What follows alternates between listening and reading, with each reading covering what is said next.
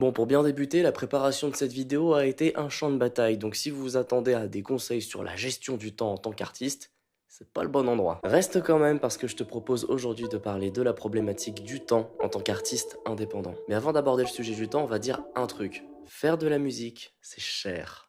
Très cher. Déjà premièrement le prix des instruments et le prix de leur entretien, hein. Chaque passage à l'atelier globalement c'est à peu près l'équivalent, voire plus cher qu'une séance de psy. Et si tu veux faire enregistrer ta musique en studio, je vais te donner un exemple, hein. Pour le premier single à un tarif très abordable en duo, c'est 300 balles. Et c'est vraiment pas cher pour la dose de travail fournie par l'ingé son. Là je te parle de l'enregistrement, du mixage et du mastering.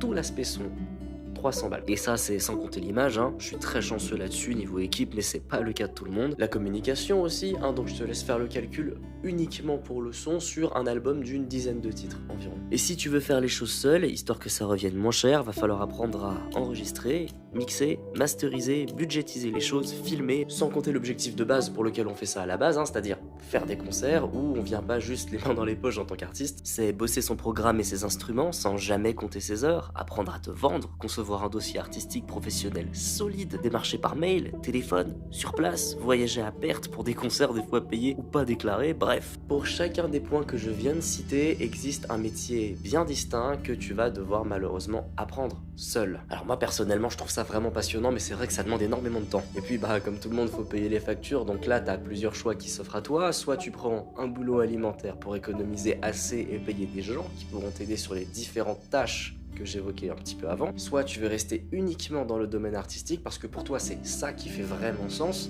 et tu multiplies les activités dans ce domaine-là. Ça peut être des cours à domicile ou en école, en conservatoire, voire même les deux, multiplier les différents projets et les différents groupes en plus de devoir gérer ton propre projet. Et bien entendu le temps de formation nécessaire dans les autres disciplines pour faire ça de manière professionnelle. Je pense que t'as deviné, ça c'est mon cas. Et on arrive enfin au sujet de cette vidéo, le temps. Bah oui, hein, il y a que 24 heures dans une journée, et si jamais, comme une majorité d'entre nous, tu vis en appartement, il y a aussi tout le problème du voisinage, ce qui raccourcit encore plus ce temps-là. Donc finalement, après avoir exposé tout ça, hein, pour faire un très bref résumé, à moins d'avoir une équipe qui te suit, tu vas plus passer du temps à apprendre les disciplines qui sont autour de la création musicale, plutôt que de juste faire de la musique et créer ton art. C'est un constat qui marche pour la musique, les autres métiers artistiques, mais aussi pour l'artisanat d'ailleurs. C'est une problématique qui est assez moderne avec les réseaux sociaux et la manière de promouvoir ce qu'on fait. Dans tous les cas, il faut se rendre à l'évidence, en tant qu'artiste émergent, si tu es seul, les journées ne sont malheureusement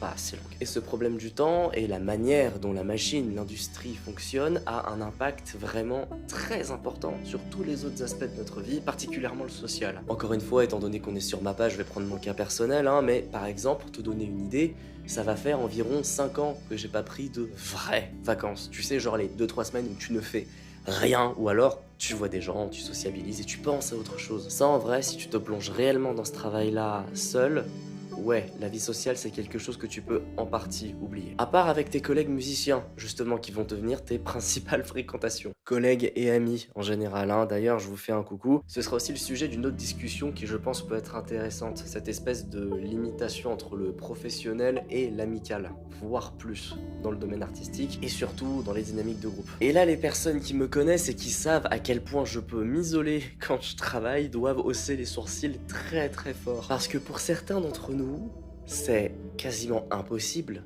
d'arrêter. Dès qu'on fait une pause, dès qu'on s'arrête, on n'a qu'une seule envie, c'est de recommencer. Et c'est pour ça que j'insiste sur le fait depuis le début que je vous expose des choses, que je vous fais constater certains trucs. C'est pas sur le ton de la plainte du tout.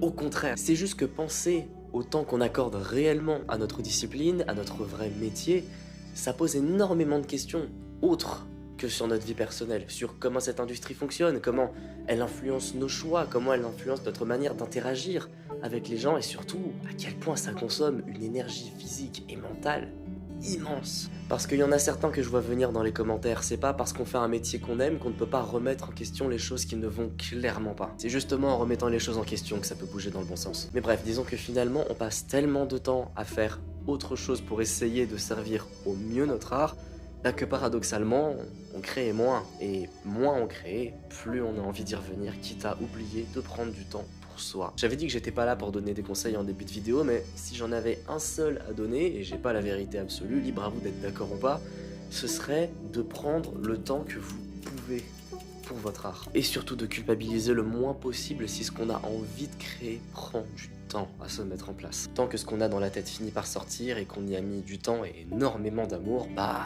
est-ce que c'est pas ça qui compte finalement? Parce que jongler avec des heures qui défilent trop vite, c'est tout un art. Bon allez, je vous laisse. J'ai des contenus à préparer pour cet été. Je vous dis à la prochaine.